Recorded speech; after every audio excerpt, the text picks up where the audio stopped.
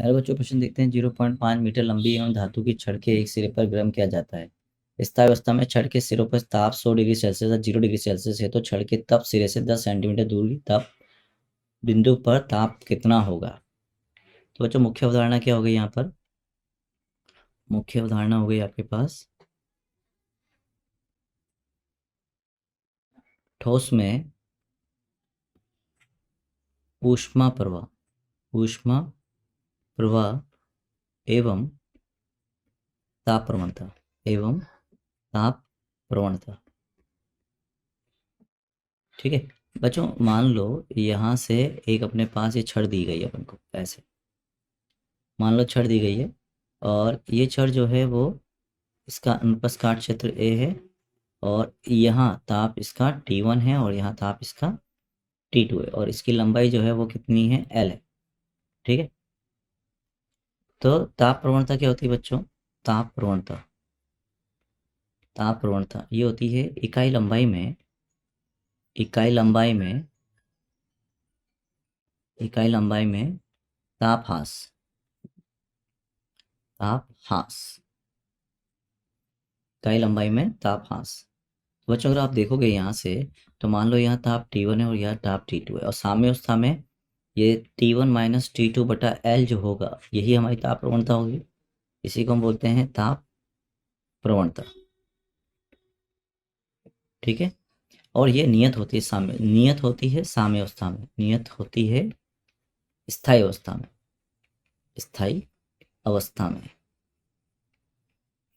ठीक है, तो बच्चों ये T1 माइनस T2 बटा L कितना हो जाएगा? अगर निकालें यहाँ से, तो ये हो जाएगा आपका, T1 दिया है आपको 100 और T2 दिया है आपका, T1 कितना है यहाँ पर अगर लिखें, T1 है 100 डिग्री सेल्सियस, और T2 कितना है 0 डिग्री सेल्सियस।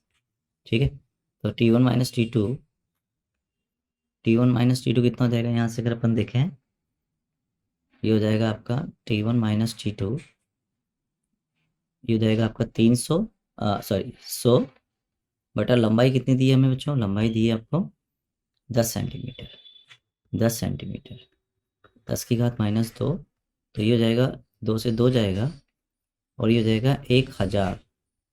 ठीक है, 1000 डिग्री सेल्सियस प्रति मीटर, ये हो जाएगा। अब हमें कहाँ पे निकालना है बच्चों?